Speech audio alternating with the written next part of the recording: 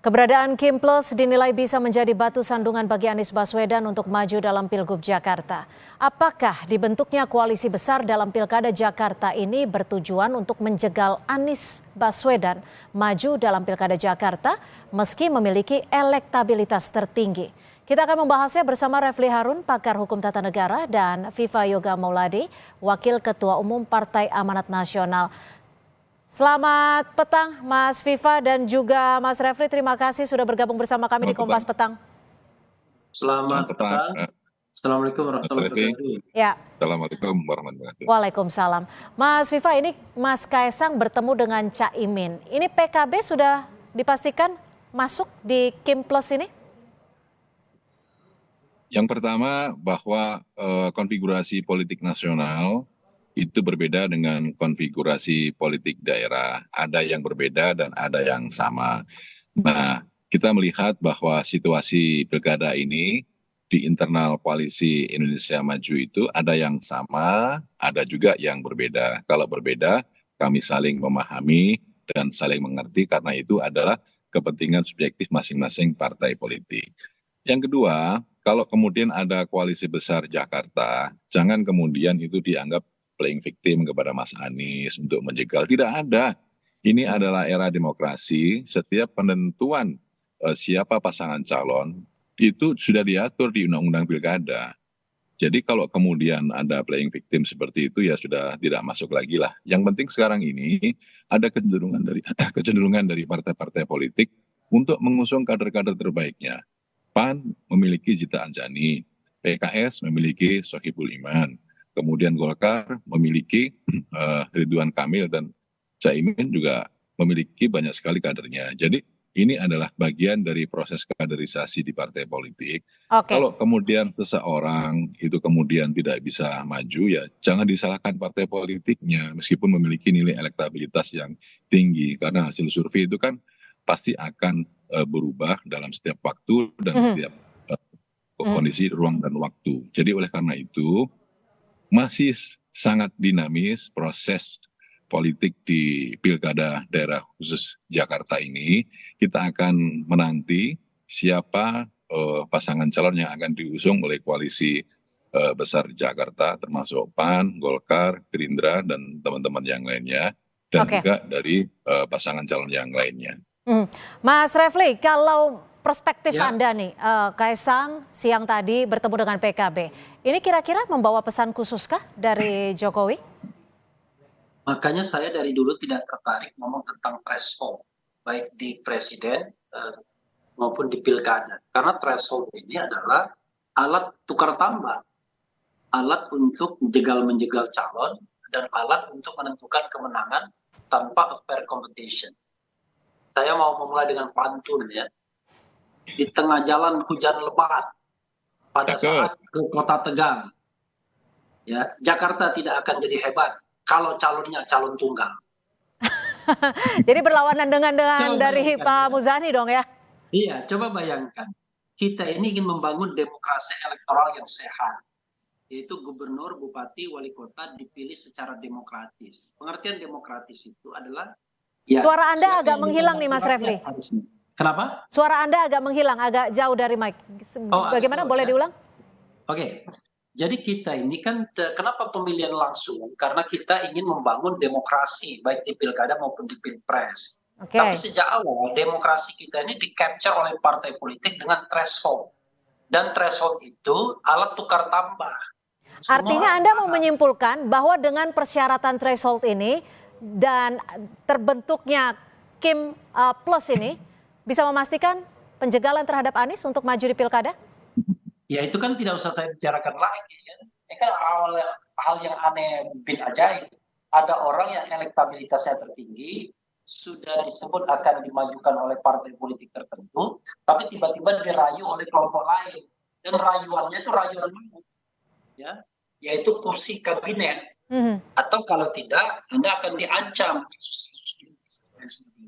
Kita ini sudahlah, kita bukan anak kecil. Kita pahamlah mana panggung depan, mana panggung belakang. Tapi saya setuju Mas Viva, memang hidup itu jangan digantungkan pada kebaikan orang lain. Harus diperjuangkan. Nah sekarang PDIP sebagai pemenang pemilu dia sedang belajar bagaimana dia dikeroyok oleh partai yang lainnya walaupun dia pemenang pemilu. Nanti PAN juga akan mengalami hal yang sama. Begitu dia terpojok, baru kemudian dia merasa pentingnya demokrasi. Tapi sekarang partai-partai yang sedang berkuasa itu nggak merasa penting adanya yang namanya demokrasi fair. Yang ada adalah bagaimana berkonspirasi untuk mematahkan pesaing. Sudahlah, kan kita tahu di Jawa Timur akan dimenangkan Hovifah, di Jawa Tengah Ahmad Lutfi, Oke, di Jawa baik. Barat Deddy Mulyadi, di Jakarta Ridwan Kamil. Itu Jadi kan sebenarnya pembicaraan bisa jangka terjadi panjang yang kepada orang siapa nggak saja tahu. apa yang terjadi di PDIP sekarang ya? Halo? Ya, jadi menurut Anda bisa terjadi di parpol mana saja apa yang sedang terjadi di PDIP saat ini? Iya, karena Oke, demokrasi ditanggapi tidak sehat Mas ini, Viva, maka ditanggapi akan bagaimana terjadi jika itu begitu. terjadi di PAN? Iya, saya setuju dengan Mas Refli soal threshold ini selalu jadi masalah. Pada waktu penentuan presidensial threshold, Partai Amanat Nasional juga memperjuangkan nol threshold, tapi kami tidak berhasil. Jadi intinya threshold itu tidak boleh tinggi, bukan pelarangan tapi pengaturan. Intinya bahwa tidak boleh menutup adanya proses demokrasi untuk membangun tunas-tunas muda bangsa berkembang menjadi pemimpin nasional. Oleh karena Baik. itu threshold-nya itu harus rendah pertama. Yang kedua, ini masing-masing partai politik juga memiliki kepentingan subjektif, ya kan? Yaitu mengusung kadernya sendiri-sendiri untuk maju baik di Pilpres maupun di Pilkada. Oleh karena itu, dengan komposisi seperti itu, kita melihat bahwa proses-proses politik yang terjadi itu pasti akan mempertimbangkan kepentingan subjektif dari partai politik masing-masing. Oke, Kalau kemudian dari hasil persyaratan 20% ya.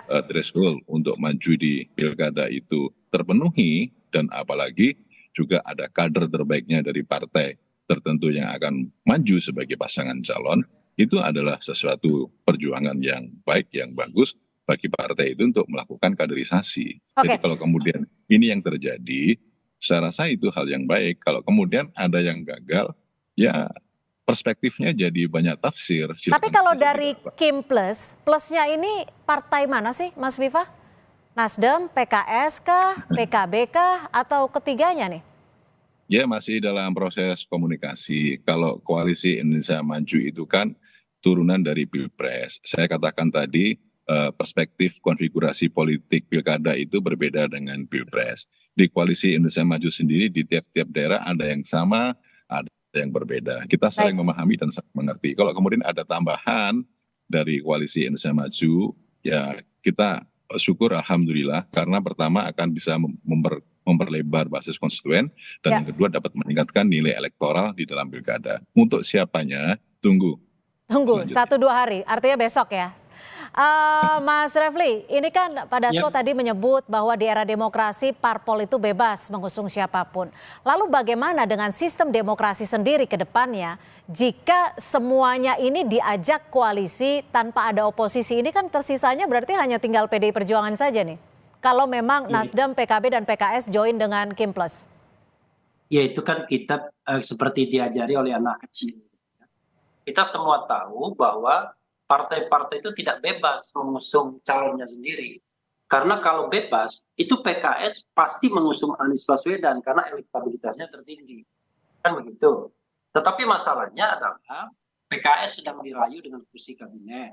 PKB sedang diancam kedudukan Caimin melalui NU.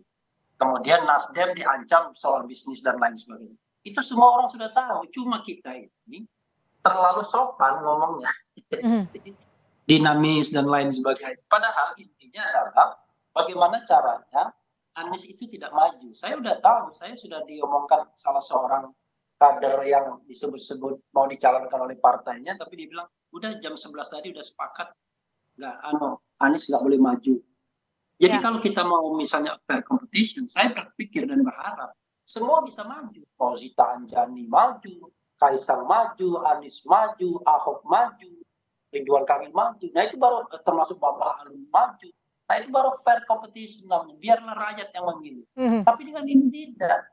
Yang namanya Kim itu sudah lebih dari cukup untuk memajukan dengan kursi yang ada. Tapi berusaha menarik 3 partai lainnya agar tidak ada calon yang lain. Adanya calon tunggal. Itu trust me lah. Udahlah itu nggak usah bohong lah di depan masyarakat, ya kan. Nah, nanti yang ditinggalkan PDIP. Kalau PDIP ditinggalkan sendirian, PDIP nggak bisa nyalon karena partainya cuma punya Tidak kursi cukup. 15, ditambah Perindo, P3 cuma 2, nggak bisa nyalon. Maka yang Hmm, ada adalah calon tunggal. Mudah-mudahan saya berharap tidak calon tunggal. Oke. Tapi kalau calon tunggal, saya sudah katakan dari sekarang, memang maksud Kim Plus itu adalah agar terjadi calon tunggal atau setidak-tidaknya Anies Baswedan nggak bisa nyalon. Udah Hmm, selesai. Mau diapain lagi? Tapi sekali lagi, ya jangan sedih ya, begitu watak perilaku partai politik kita kan begitu. hmm. Jadi artinya memang tidak sebebas yang disebutkan Dasko gitu ya. Ya itu Ah, kan anak kecil kalau kita percaya dengan Mas Viva, kalau PAN sendiri akan mengajukan kadernya tidak untuk mendampingi Ridwan Kamil? PAN akan mengajukan kader terbaiknya yaitu Zita Anjani. PKS juga akan mengajukan kader terbaiknya yaitu Sohibul Iman. Dan Golkar mengajukan kader terbaiknya Ya. yaitu Ridwan Kamil. PDIP juga mengajukan Ahok. Jadi setiap partai politik itu memiliki kecenderungan untuk mengajukan kadernya sendiri-sendiri. Itu adalah menjadi Tapi seberapa kewajiban dari kuat partai politik. pengajuan kadernya ini untuk mendampingi? Seberapa kuatnya itu kan tergantung kepada dinamika politik dan diukur dengan ukuran-ukuran kuantitatif melalui hasil survei. Dan survei pun setiap waktu juga akan berubah dan setiap ruang juga akan berubah. Kalau Contoh bicara soal beberapa survei, waktu yang Mas Viva, kan kita tahu RK surveinya paling rendah di DKI. ya, Nomor Mbak 3 kan lah. juga tahu beberapa waktu Pilpres dulu kan Pak Prabowo juga surveinya ketinggalan, tapi kan kemudian dalam waktu dekat juga bisa naik. Jadi artinya survei itu juga bisa berubah karena itu adalah cermin untuk menentukan elektabilitas, popularitas yang bisa dikerjakan melalui perubahan-perubahan di lapangan secara dinamis. Karena survei itu kan merupakan alat bantu, alat ukur secara kuantitatif untuk menentukan langkah-langkah selanjutnya dalam menentukan strategi di lapangan. Jadi oleh karena itu, survei sebagai salah satu pertimbangan dalam merumuskan kebijakan di partai politik itu akan juga tetap digunakan, tetapi Hmm, kita juga harus melihat kondisi di lapangan. Oke. Dan saya bersyukur bahwa proses politik di pilkada ini setiap partai politik berjibaku berjuang untuk memperjuangkan kader-kader terbaiknya. Ini adalah Baik. bagian dari proses kaderisasi di partai politik. Hmm. Mas Viva, menurut hitung-hitungan Anda nih, kalau hanya Kim, bukan Kim Plus, apakah memang tidak cukup kuat untuk melawan elektabilitas Anies Baswedan? Kalau hanya koalisi Indonesia Maju, lawan siapapun juga tidak gentar dan tidak ada masalah gitu loh. Karena ukuran-ukuran kuantitatif itu akan menjadi bagian penting dalam proses strategi pemenangan. Baik. Sekarang tergantung kepada situasi dan kondisi dari partai-partai politik untuk menentukan kepentingan subjektif masing-masing. Dan Oke. tentunya juga menjadi bahan yang harus diperhitungkan tentang bukan hanya kalah menang, tetapi juga proses kaderisasi. Sekali lagi proses kaderisasi di partai politik itu Mhm. yang menjadi hal penting dalam proses untuk sistem kepartian di Indonesia. Baik, Mas Refli, ini sebenarnya skenario yang memang sudah dipersiapkan jauh-jauh bulan, bukan hari lagi, atau bagaimana menurut Anda? ya, saya kira ini kan skenario pasca Pilpres, begitu Anies dipastikan nyalon. Kemudian elektabilitasnya itu tertinggi Hmm. dan bahkan dibandingkan Ridwan Kamil itu sampai 20% kan. Karena itu kemudian istana gelisah bagaimana caranya agar Anies tidak maju. Kan sederhana, kalau saya kan ngomong belak-belakan aja.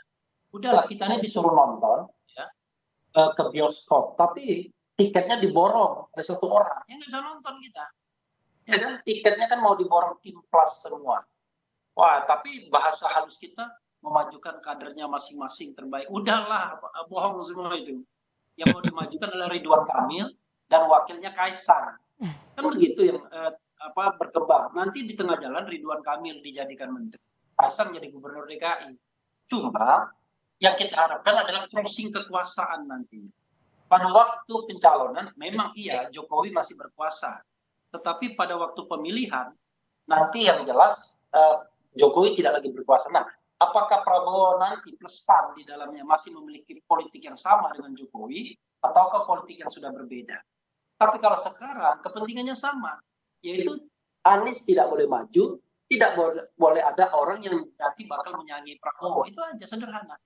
Tapi mudah-mudahan besok-besok politik kita lebih baik. Karena itu kalau saya pesan moralnya adalah jangan gantungkan politik Indonesia pada orang yang sedang berkuasa atau orang yang ikut dalam kekuasaan.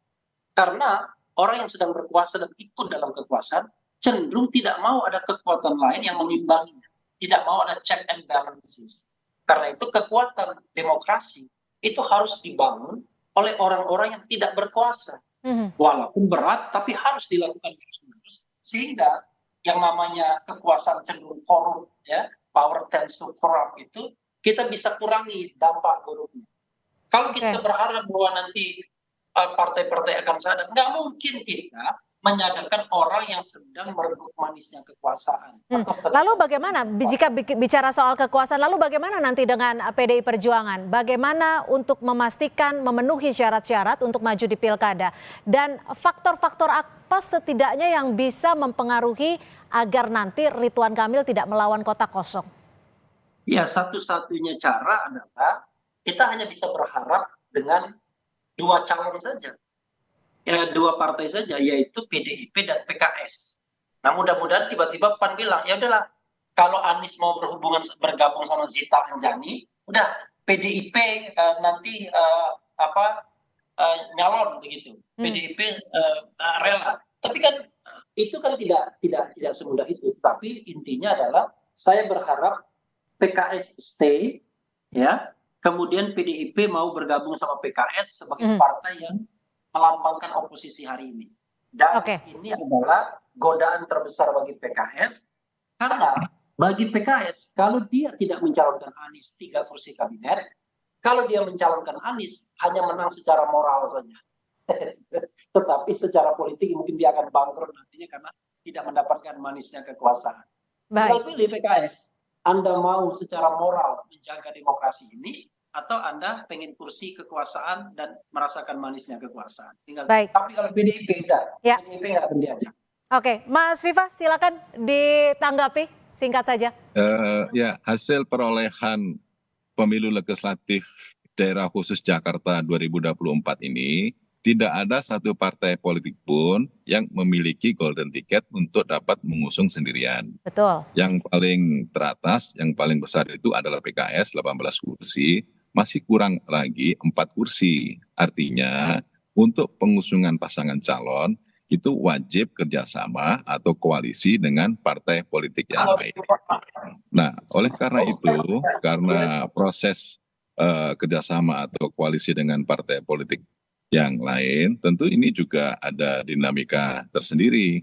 Nah, proses pasangan calon itu nanti akan ditentukan berdasarkan kepada kepentingan subjektif dari masing-masing partai politik. Nah, siapapun nanti yang akan maju, ya kita terima sebagai bagian dari proses demokrasi. Tapi yang jelas dalam proses pilkada ini harus membahagiakan, mencerdaskan, tidak boleh potong-memotong, tidak boleh gorok-menggorok, tidak boleh meminggirkan, karena ini adalah sebagai bagian seleksi kepemimpinan di pilkada yang menjadi penentu untuk meneruskan seleksi kepemimpinan di tingkat nasional setelah pemilu presiden. Kita nantikan jawaban dari Kim, apakah plusnya ini siapa? Tapi dia bagian dari gorok-menggorok itu sendiri dengan Kim plusnya. Baik, terima kasih. Waktu kita cukup sampai di sini. Terima kasih Mas Viva Yoga Mauladi, Waketum Partai Amanat Nasional, dan juga Refli Harun, pakar hukum tata negara, sudah bergabung bersama kami di Kompas Petang. Selamat sore. Sore.